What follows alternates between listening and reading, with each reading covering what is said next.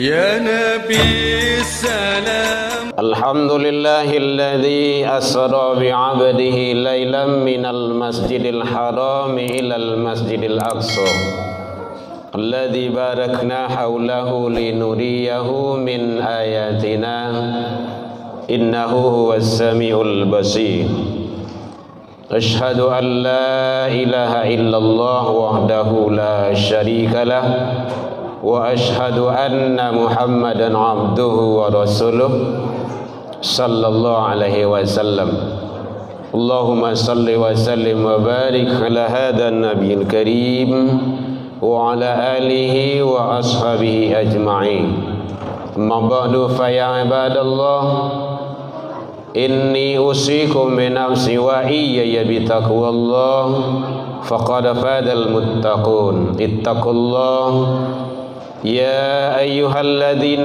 آمنوا اتقوا الله حق تقاته ولا تموتن إلا وأنتم مسلمون فقال الله تعالى في كتابه الكريم أعوذ بالله من الشيطان الرجيم بسم الله الرحمن الرحيم سبحان الذي أسرى بعبده ليلا من المسجد الحرام إلى المسجد الأقصى الذي باركنا حوله لنريه من آياتنا إنه هو السميع البصير.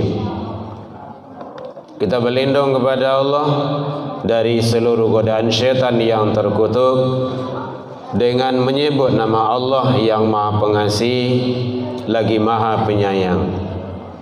Maha suci Allah yang telah memperjalankan hambanya, itunya Nabi Muhammad sallallahu alaihi wasallam, pada suatu malam dari Masjidil Haram ke Masjidil Aqsa yang telah kami berkahi di sekelilingnya agar kami perlihatkan tanda-tanda kekuasaan kami, kata Allah.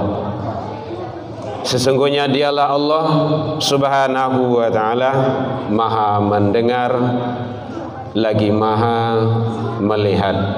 Maha benar Allah dengan segala firman-Nya fi kitabillah Al-Quran surah Al-Isra atau Bani Israel surah yang ke-17 ayat 1. Hadirin kaum muslimin rahimakumullah. Puji syukur selalu ke Allah Subhanahu wa taala. Alhamdulillah kita masih diberikan kesehatan, umur panjang. Mudah-mudahan kita selalu istiqomah sampai akhir hayat kehidupan kita menjalankan ibadah tanda ketaatan kita kepada Allah. Selawat dan salam ke Nabi Muhammad sallallahu alaihi wasallam. Allahumma salli ala Muhammad wa ala ali Muhammad. Bapak saudara kaum muslimin rahimakumullah. Alhamdulillah kita diantarkan oleh umur panjang. Sekarang kita sudah berada di bulan Sya'ban. Rajab sudah kita lewatkan peristiwa agung, yaitunya peristiwa Isra wal Mi'raj. Sekarang berada di bulan Rajab. InsyaAllah kalau Allah izinkan umur panjang juga kita akan ketemu dengan Ramadan. Mudah-mudahan kita selalu istiqomah, kita tingkatkan amal kebaikan dan amal soleh kita. Hadirin kaum muslimin, di dalam peristiwa Isra wal Mi'raj banyak guru-guru kita, ustaz kita, buya-buya kita menyampaikan agar kita selalu istiqomah dalam mendirikan ibadah, tentu ibadah solat. Hadirin, ini istiqomah kok yang susahnya kok.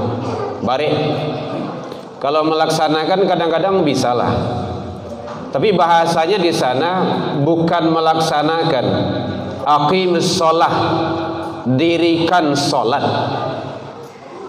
Wa atuz zakah, tunaikan zakat, kan seperti redaksinya. dirikan solat. Jadi bukan i'malis solat, bukan laksanakan solat. Berarti melaksanakan solat dengan mendirikan solat beda. Makanya kita selalu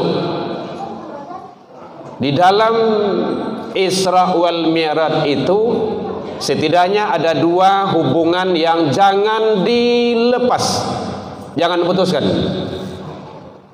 Satu, hubungan sesama manusia. Yang kedua, hubungan dengan Allah. Hubungan sesama manusia itu adalah Isra yang digambarkan oleh Allah. Perjalanan dari masjid ke masjid. Kok dari masjid ke masjid? Karena masjid adalah tempat suci.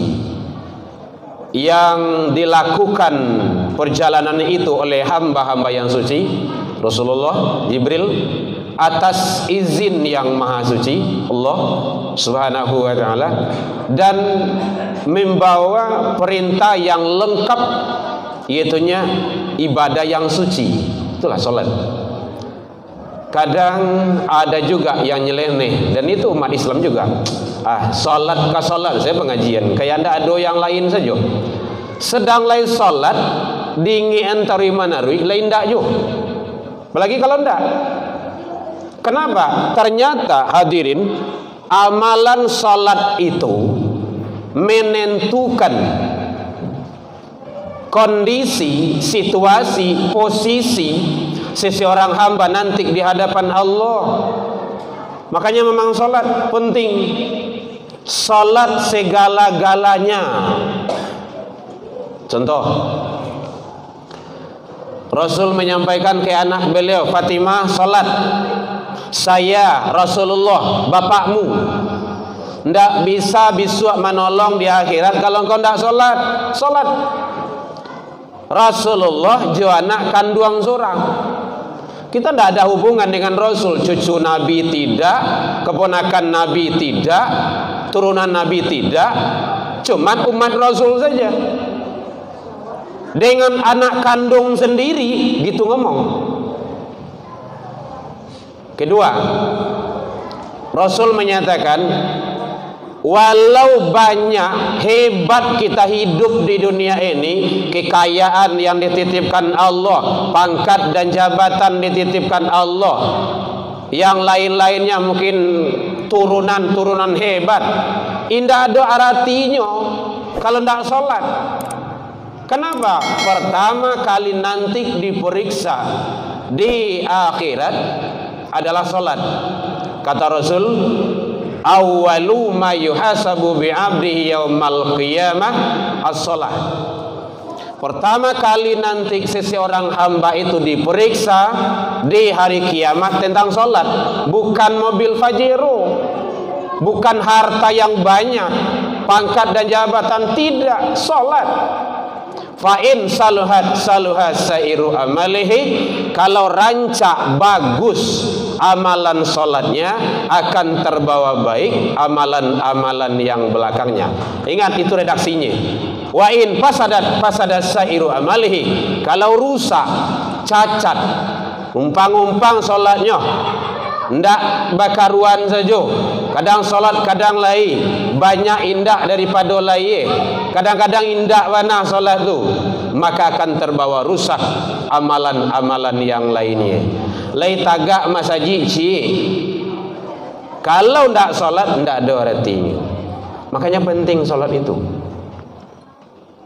Jadi kita didik diri kita, keluarga kita, anak-anak dan istri kita, cucu-cucu turunan kita, generasi-generasi kita, jangan sampai meninggalkan. Jangankan meninggalkan, mengabaikan salat tidak boleh. Mengabaikan saja. Fa khalafa min ba'dihim khalfun adaa'us shalah. Kata Allah, nanti akan datang pengganti-penggantimu, peninggalan-peninggalanmu, mereka itu adalah adaa'us shalah, lah mulai menyia-nyiakan salat. Nyo anggap entiang salat tu, nyo menganggap ndak perlu azan soranglah orang di masjid musolah tu, dia ndak. Ini bahayanya. wa taba'a syahawat, dan memperturutkan hawa nafsu. Nah, oleh sebab itu penting kehati-hatian bagi kita. Kita lihat ada redaksi bahasa di dalam azan, hayya 'alas shalah. Hadirin, hayya 'alas shalah, mari salat. Baru hayya 'alal falah, mari menuju kemenangan. Kalau ingin menang dunia akhirat, salat dulu. Dipastikan manusia itu tidak akan menang, baik di dunia apalagi di akhirat, kalau dia tidak sholat. Dipastikan itu, kata Allah seperti itu. Yang ketiga, kata Rasul, andaikan tidak ada uang kita untuk haji dan umrah, masih dianggap sebagai orang Islam.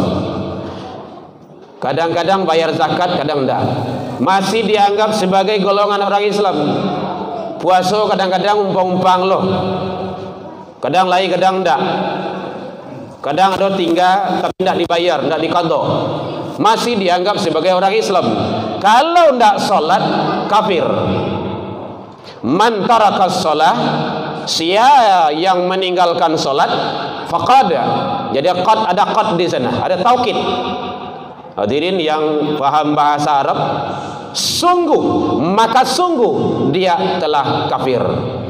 Bainal abdi wal kufar, kata Rasul, beda antara hambaku dengan orang-orang yang bukan hambaku, orang kafir, tarakus shalah, salat. Oleh sebab itu hadirin, jangan bosan selalu mengajak, mendidik, membimbing anak-anak kita, suruhnya. Bahkan kata Rasul, fadribu, boleh dia dipukul kalau dia tidak sholat.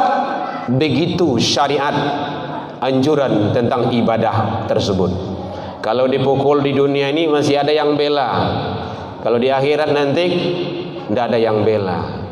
Mudah-mudahan kita selalu istiqomah dalam mendirikan ibadah yang agung, yaitunya ibadah sholat. Fa'tabiru ya ulil albab la'allakum turhamun.